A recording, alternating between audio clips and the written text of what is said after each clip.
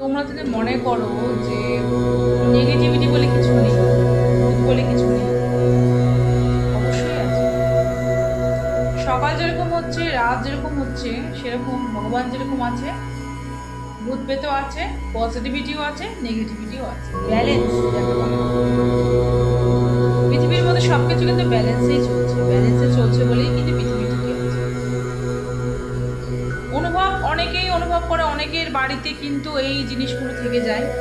জিনগত যে ব্যাপারটা বলছি, যারা মানুষের সাথেই থাকে, মানুষের সাথে থাকে, মানুষের সঙ্গে সংসার করতে চায়, মেন কথা, তারা মানুষের সঙ্গে সংসার করতে চায়।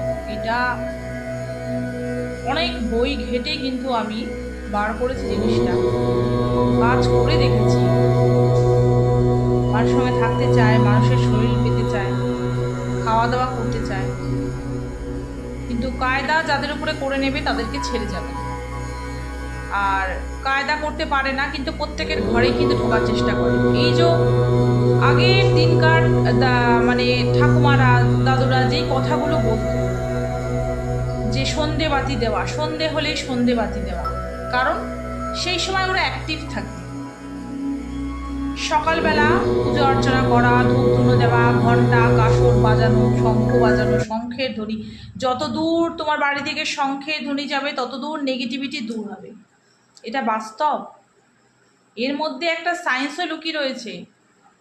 শঙ্খের ধ্বনি যত দূর অবধি পৌঁছায়, মেঘের গর্জনও কিন্তু বন্ধ করে দেওয়ার ক্ষমতা রাখে একটা শঙ্খ।